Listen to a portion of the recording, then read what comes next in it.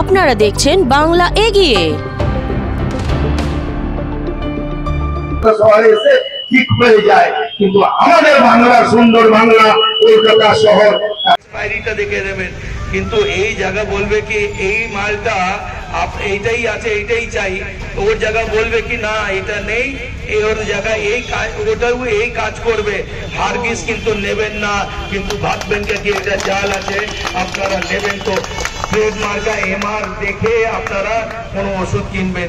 সেই কারণে আমরা আজকে এই আন্দোলনের মাধ্যম দিয়ে আমরা এটাই বলি কি যেভাবে ওষুধের দাম বাড়ানো হয়েছে, যেভাবে ওষুধে সিরাপের উপরে দাম, মানে হার্টের রোগী তার ওষুধের উপরে দাম হয়ে গেছে, শরীরে বিভিন্ন বিভিন্ন রোগ আছে তার উপরে দাম বাড়িয়ে দিয়েছে।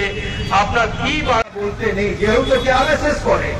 আরএসএস হচ্ছে ভারতবর্ষে এমন একটা লাখর সংগঠন যে কারো দয়া মায়া করে না, না ওদের কাছে মা আছে, না ওদের কাছে বাবা আছে, ওদের কাছে শুধু একমাত্র আরএসএস একমাত্র তৃতীয় সন্তান যারা মারা গেছে তারা নিজস্ব ব্যক্তিগত ওদের চাহিদা আছে যে ওরা যা চাইবে তাই করবে, কিন্তু মানুষ মরে যাবে। হাজার হাজার মানুষ মরেছে এলাহাবাদে গঙ্গা স্নানে করে মরেছে, কুম্ভতে। কোন কথা ছাপ দিয়েছে, কোন পেপারে লেখালেখি হয়েছে?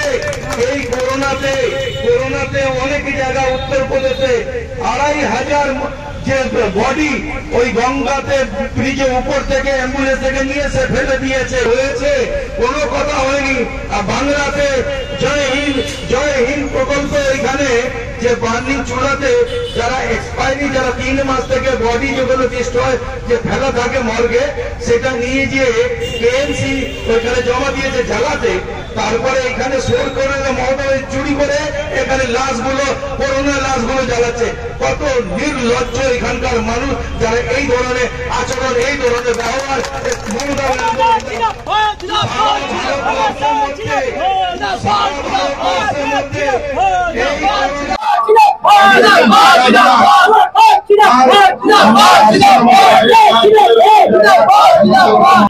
দেখুন, এটা সত্যি ঘটনা আছে। আপনারা সবাই সোশ্যাল মিডিয়াতে আপনারা জানেন কত খবর ছড়িয়ে এসছে কি জাল ওষুধ বাংলাতে আপনার আসামের বর্ডার থেকে ঢোকানো হচ্ছে।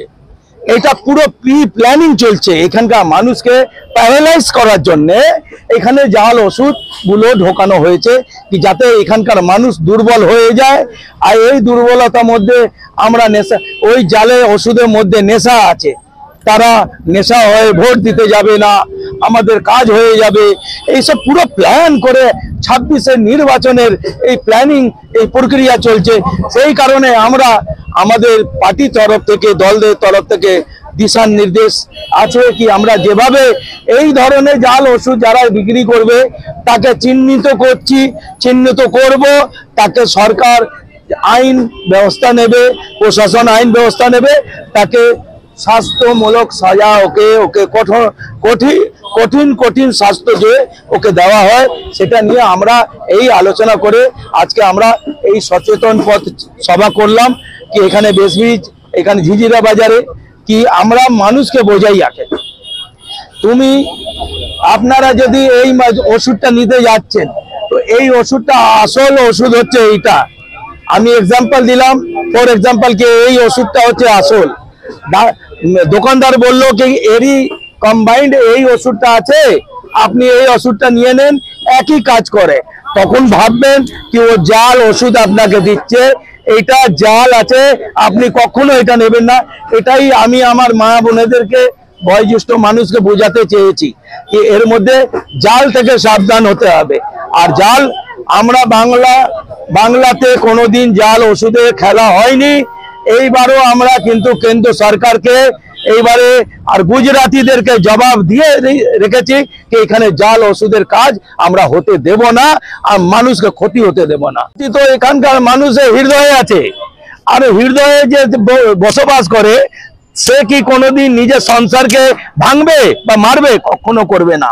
মুখ্যমন্ত্রী বাংলার সমস্ত 12 কোটি মানুষকে বাঁচানোর জন্য উনি এত বড় স্টেপ নিয়েছেন কি এইখানে যারা ভুলভাল ওষুধ দিয়ে লোককে যে খাওয়ানোর চেষ্টা করছে সেইটা থেকে সাবধান হওয়ার জন্য আমাদেরকে রাস্তা নামিয়েছেন।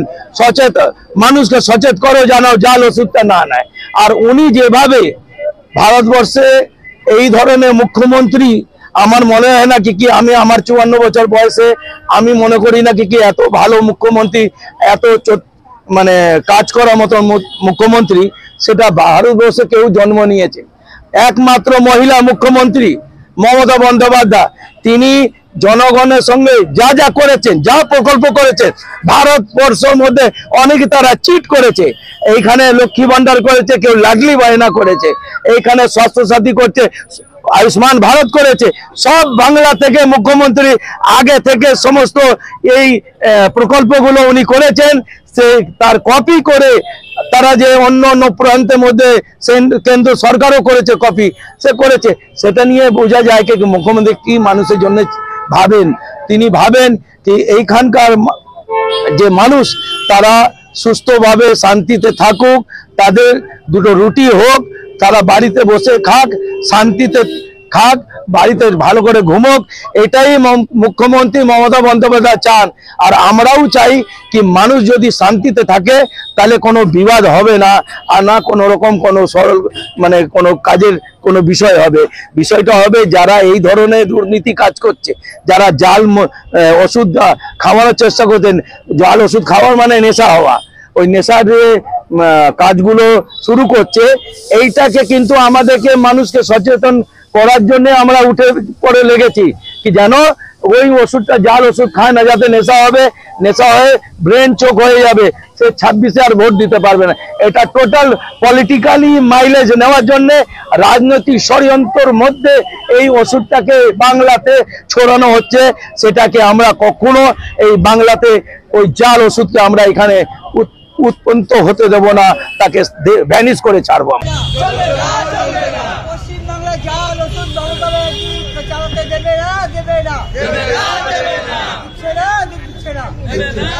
আপনাদের মা বোনকে জানানো যাচ্ছে যে পশ্চিমবাংলায় যে জাল ওষুধ ছড়াচ্ছে কেন্দ্রীয় সরকার, এই ওষুধকে আপনারা কিনবেন না, কিনবেন না।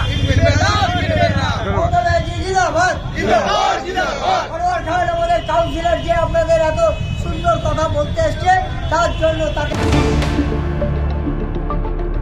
দেখতে থাকুন বাংলা এগিয়ে।